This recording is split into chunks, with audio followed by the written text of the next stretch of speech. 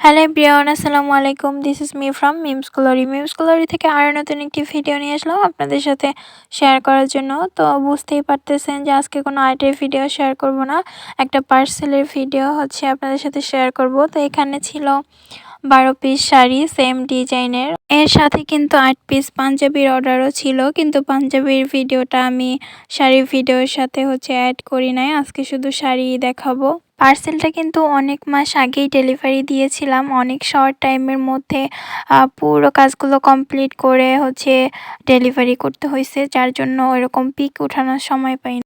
শাড়ি খুলে বা ডিজাইনগুলো যাতে বোঝা যায় ওইরকম কোনো একটা পিকই তোলা হয় নাই, যার জন্য আমি পেজে আপলোডও করতে পারি নাই। তাই ভাবলাম যে একটা ভিডিও করে রাখি, যেহেতু সময় কম, দ্রুত ডেলিভারি করতে হবে, যার জন্য একটা ভিডিও করে রেখেছিলাম যাতে শাড়ির ডিজাইনগুলো স্পষ্ট বোঝা যায়, যেহেতু পিক তোলা নেই।